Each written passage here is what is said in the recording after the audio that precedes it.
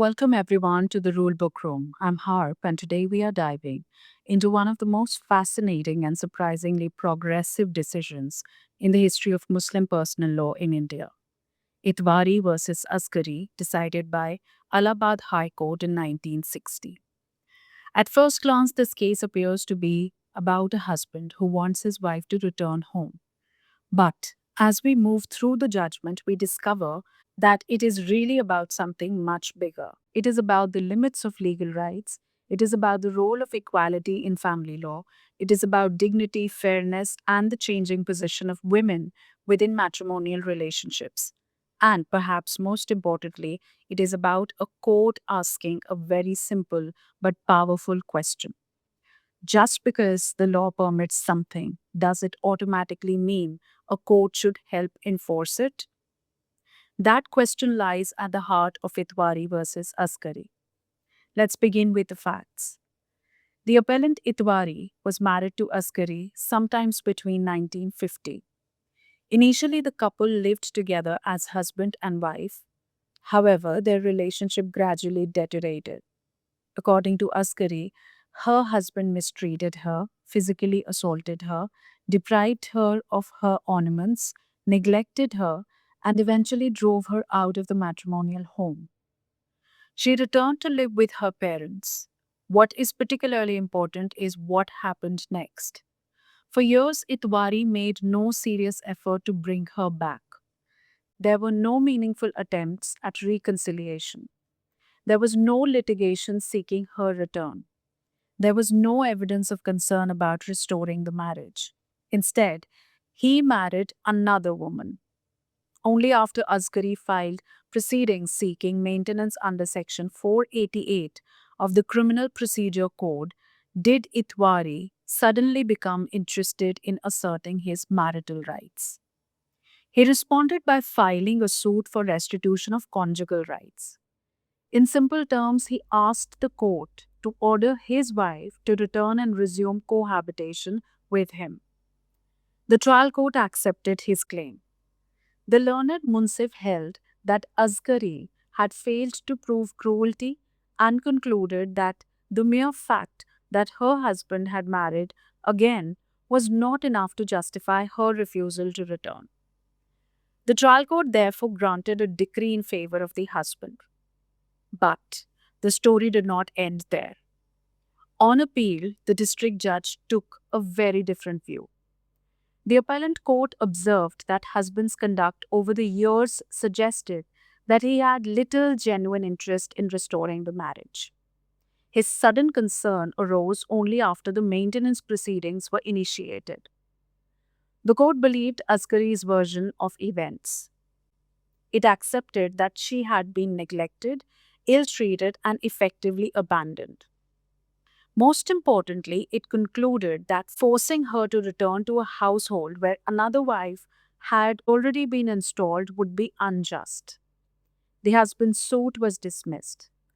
Itwari then approached the Allahabad High Court, and that brings us to the central legal issue. The question was not whether a Muslim husband could legally marry a second wife. Everyone agreed that Muslim personal law, as it stood at the time, permitted a Muslim man to have up to four wives. The real question was different. After marrying a second wife, could a Muslim husband still obtain the assistance of a civil court to compel his wife to return to him against her wishes? In other words, does the existence of a legal right automatically entitles a person to equitable relief? Justice S.S. Dhawan answered the question with remarkable clarity, and his reasoning transformed this case into a landmark decision. The first thing Justice Dhawan did was distinguish between legal rights and equitable remedies. A suit for restitution of conjugal rights, he explained, is not merely the enforcement of a legal entitlement. It is an equitable remedy. Historically, courts have exercised discretion when granting equitable relief. The person seeking assistance from the court must come with clean hands.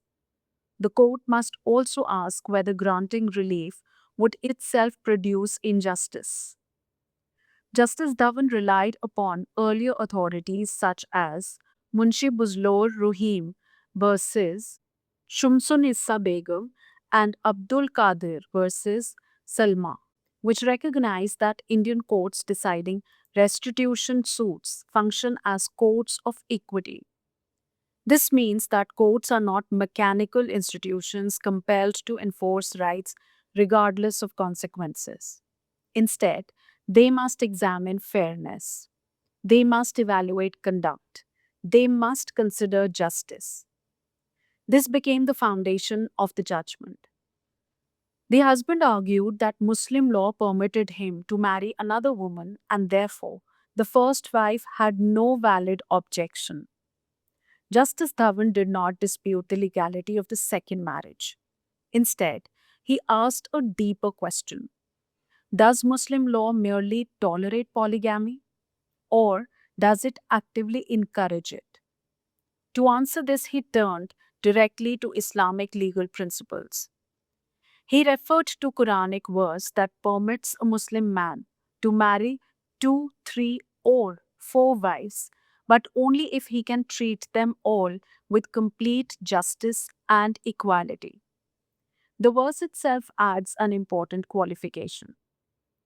If there is any fear that equal treatment cannot be maintained, then only one wife should be married. Justice Dhawan explained that this provision was historically restrictive rather than permissive. Before Islam, unlimited polygamy existed in many societies. The Quran imposed limits and conditions. It is not encouraging unrestricted marital expansion. It was regulating it. The judgment carefully notes that Muslim law has traditionally tolerated polygamy but never celebrated it. The requirement of equal treatment was not a symbolic condition, it was a substantive moral obligation. And, in modern society, Justice Dhawan observed genuine equality among multiple wives is extremely difficult to achieve. Think about contemporary social life. A husband cannot realistically divide every aspect of emotional companionship, family life, public life, and personal affection equally amongst several wives. Someone inevitably receives preference, someone inevitably suffers. Therefore, the condition of absolute fairness becomes almost impossible to fulfill. This observation allowed Justice Dhawan to connect classical Islamic principles with contemporary social realities. Importantly, he was not rejecting Muslim law. He was applying its own moral framework. The judgment then explores another important aspect of Muslim personal law. Justice Dhawan pointed out that Muslim law itself recognizes contractual safeguards for women. Several earlier cases had recognized that a marriage contract may contain a condition allowing a wife to dissolve the marriage if the husband marries again. This was recognized in cases such as Badumia versus Badranesa and Aitunesa Bibi versus Karam Ali. One court had even described the husband's second marriage as a continuing wrong against the first wife. Justice Dhawan found this extremely significant. If Muslim law itself allows a wife to protect herself against the consequences of polygamy, then it cannot simultaneously claim that the husband's right to multiple marriages is completely inviolable. The legal system itself acknowledges the emotional injury suffered by the first wife. This naturally leads to the next question. Can the husband's second marriage amount to cruelty? The husband argued that cruelty requires proof of serious physical harm. Justice Dhawan rejected such a narrow understanding. He recognized that cruelty includes mental suffering. The standard of cruelty, he explained, must evolve with society. What may not have been considered cruel centuries ago may well be cruel in modern circumstances. This is one of the most progressive aspects of the judgment. Justice Dhawan observed that social conditions among Indian Muslims had changed dramatically. Women increasingly participated in social life. Concepts of marriage and companionship had evolved. The arrival of a second wife in the household was no longer perceived as a routine event. Instead, it often carried humiliation, emotional pain, social embarrassment, and psychological distress. A first wife could be subjected to ridicule, social stigma, and a profound sense of personal degradation. The court therefore held that under modern conditions, the very act of taking a second wife may itself raise a presumption of cruelty. This did not make every second marriage unlawful. Rather, it shifts the burden onto the husband to explain why his conduct should not be regarded as cruel. He might demonstrate that the first wife consented. He might show exceptional circumstances. But absent a convincing explanation, the court was entitled to infer mental cruelty. This was remarkably modern understanding of matrimonial injury. Today, mental cruelty is a familiar concept in family law. In 1960, it was a far more innovative judicial approach. The judgment also reflects broader constitutional values, even though the Constitution is not discussed extensively.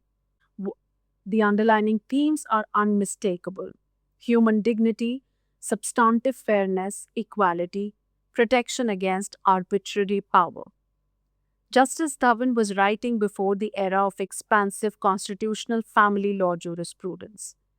Yet, his reasoning resonated strongly with principles that would later emerge under Article 14, Article 15, and Article 21 of the Indian Constitution.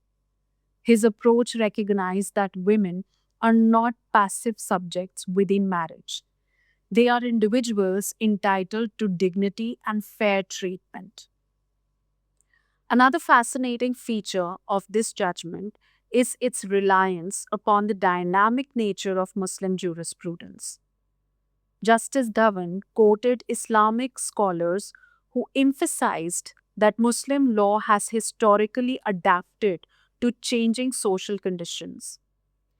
He referred to the works of jurists who recognize that necessity and social realities are important considerations in legal interpretation. This allowed him to harmonize religious law with contemporary life without abandoning either. He also referred to the spirit behind the Dissolution of Muslim Marriages Act 1939. The legislation expanded the rights of Muslim women and reflected a legislative effort to improve their position within family law. Justice Dhawan believed courts should interpret personal law in a manner consistent with that reformative spirit. Eventually, the High Court upheld the dismissal of the husband's suit. The court agreed with the district judge that the litigation appeared to be a response to the maintenance proceedings rather than a sincere effort or attempt at reconciliation. It accepted that the wife had been neglected and ill treated. Most importantly, it concluded that compelling her to return would be inequitable. The husband's appeal was therefore dismissed. So, what is the ratio of the case? The ratio is that although Muslim personal law permits a Muslim husband to marry more than one wife, a court exercising equitable jurisdiction is not bound to compel the first wife to return to him merely because he possesses the legal right. Where the circumstances make cohabitation unjust, inequitable, or cruel, particularly after the husband has taken a second wife, the court may refuse restitution of conjugal rights. The legality of the second marriage does not automatically entitle the husband to equitable relief. This case represents an early judicial attempt to balance personal law with fairness. It demonstrates that courts can respect religious legal traditions while simultaneously protecting human dignity. It shows that equality remains a powerful instrument in family law. And it reminds us that legal rights never exist in isolation from justice. More than 6 decades later, the judgment continues to be cited because it recognized something fundamental. Marriage is not merely a legal status, it is a human relationship, and courts cannot ignore the human consequences of the rights they enforce. Thank you for joining me today in the Rule Book Room. I'm Harp. Until next time, bye.